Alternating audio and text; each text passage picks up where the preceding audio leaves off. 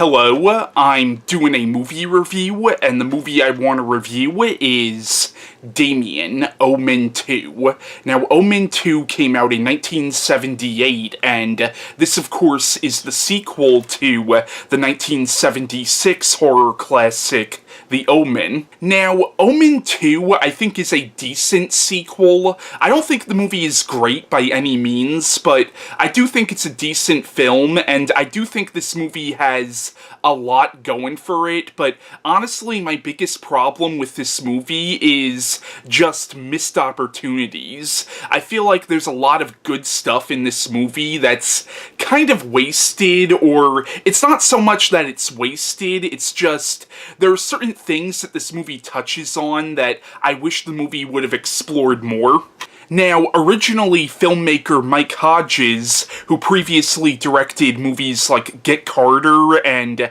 he would go on to direct Flash Gordon, he was originally hired to direct this movie, and they actually started production with him directing the movie. But 20th Century Fox felt like he was taking too long with the production, so they ended up firing him and replacing him with actor and director Don Taylor, who previously directed the 1973 adaptation of Tom Sawyer, and he also directed Escape from the Planet of the Apes for 20th Century Fox. So, most of the movie is directed by Don Taylor, however there are still scenes in the movie that are left over from when Michael Hodges was directing the film. And Mike Hodges also co-wrote the movie. Now, the plot of Omen II is, it's set 7 years after the events of the first movie, even though in real time the movie only came out 2 years after the first movie. In the continuity of the films, this is set 7 years after the events of the first film. Now, at the end of the first movie, and this is a spoiler if you haven't seen the first film, but at the end of the first movie, Robert Thorn realized that his adopted son Damien is in fact the son of Satan, and he tries to kill Damien at the end of the movie, but he gets gunned down by the police. Now, at the very end of the first movie, during Robert and Catherine's funeral, you saw the President of the United States there, because in the first movie you found out that Robert Thorn was actually friends with the man who was President of the United States during the events of the first film, and at the very end of the movie, you see Damien with the President of the United States and the First Lady. And the end of the first movie very much implied that the President of the United States would adopt Damien, which would just set Damien on the path to eventually getting political power as an adult. But unfortunately, the movie does not follow through with that ending at all. Like, there is a little newspaper article in the beginning of the film that says something about Damien being with the President of the United States, but in the movie you find out that in the 7 years between this and the first movie, Damien was actually adopted by his uncle Richard Thorn and his wife Anne. So in the movie, Damien is 12 years old and he's living with his aunt and uncle, and in the movie you realize that Damien has a very close friendship with his cousin Mark, and honestly the two are almost like brothers in a lot of ways. Now, in the movie you realize that Richard, Damien's uncle, is actually the head of a very powerful corporation, and in the film, Damien and Mark end up going to military school, and in the movie it's revealed that some of the instructors at this school, and even some people in Richard's company, are actually disciples of the devil, and they know that Damien is Satan's son, and they're trying to set Damien on what from our point of view would be the wrong path, but to them it's the right path for Damien to be on. At the same time, there are people who realize that Damien is the Antichrist, and they're actively trying to work against Satan, and they try to warn Richard that Damien is the devil's son, but of course he doesn't believe them until it's too late. But that's the basic plotline of Damien Omen II. There's a lot more going on than just that, but that's just the basic outline of the plot. Now, in the movie, Jonathan Scott Taylor plays Damien, and honestly, I thought that was really good casting, not only because he actually does look a little bit like Harvey Stevens, who played Damien in the first movie, but also he does do a pretty good job in this film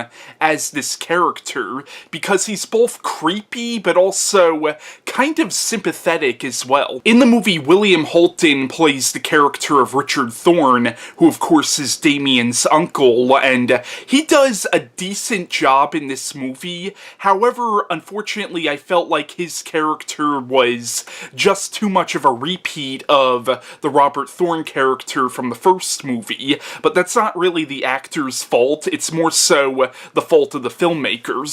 In the movie, Lee Grant plays the character of Anne Thorne, who of course is Damien's aunt, and she does do a really good job in this movie. In the movie, Lucas Donat, I think I'm saying his last name right, he plays the character of Mark, who is Damien's cousin, and him and Damien actually have really good chemistry together in this movie, and you really do believe their friendship, which makes what happens at the end of the movie actually really kind of heartbreaking. Now, Lance Hendrickson has a small role in this movie as a character named Daniel Neft, who is the head of Damien's platoon at the military school, and this was a very early role for Lance Hendrickson, and he of course does a great job in this movie, but of course it's Lance Hendrickson. He always gives a good performance. Now, as I said before, I find Damien Omen II to be a decent sequel, but it's nowhere near as good as the first one, in my opinion.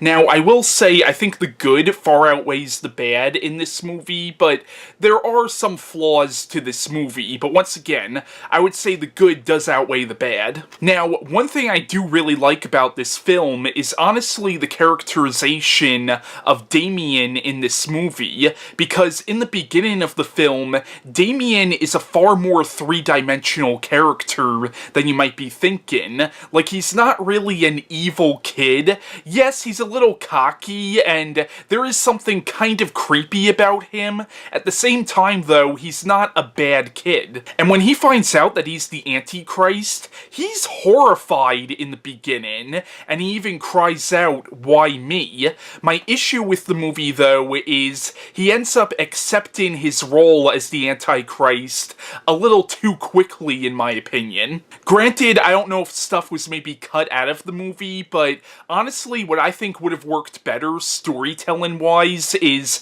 have Damien really reject his role as the Antichrist and maybe even try to turn against his father, but then maybe have something really horrible happen to Damien that ends up setting him on the path to Satan. I think that would have worked much better storytelling-wise, but unfortunately, like, when he finds out he's the Antichrist, he's horrified at first, but then he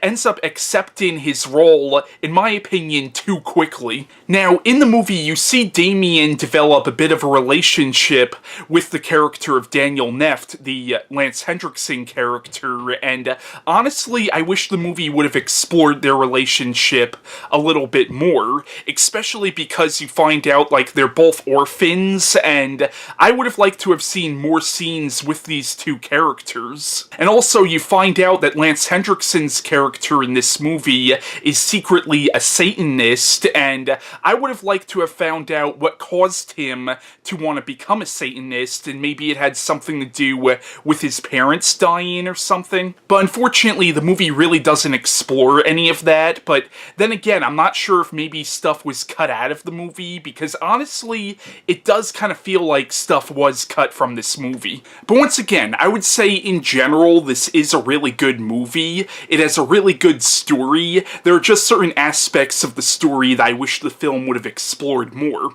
But there are some really good twists in this movie that honestly I did not see coming. Now, I had seen this movie before, but it had been years since I've seen this movie, but when I was rewatching the film for this review, I did not see some of the twists coming. Also, some of the death scenes in this movie are actually really effective and really creepy, with the exception of one death scene in particular that is unintentionally hilarious. Like, in the movie, there's this journalist who tries to warn Richard and Anne about Damien, but of course they don't believe her, and later on in the movie, the devil ends up taking possession of a crow, and the crow ends up pecking out her eyes, which should be a horrifying scene, but the thing that makes it hilarious is she ends up getting hit by a truck. But when she gets hit by the truck, you see her, like, flying through the air, and it's clearly a dummy, and it's so unintentionally hilarious. Like,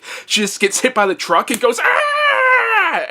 And I really want to know what the filmmakers were smoking when they thought that scene was going to be taken seriously. And honestly, what I would have done is I would have cut that scene right when the truck hits her, or instead of having her, like, flying through the air like Superman, I would have it, like, maybe you just see the truck, like, go over her, but no, it hits her and she goes flying, and it's so hilarious, but it's not meant to be hilarious. But yeah, despite the movie's flaws, and despite that unintentionally hilarious death scene, overall, Damien Omen II is a pretty good sequel, but it's nowhere near as good as the first one. But I would say I would definitely recommend this more than I wouldn't. But yeah, that's my review on Damien Omen II, and my next movie review will be The Final Conflict, which was the third film in the Omen series.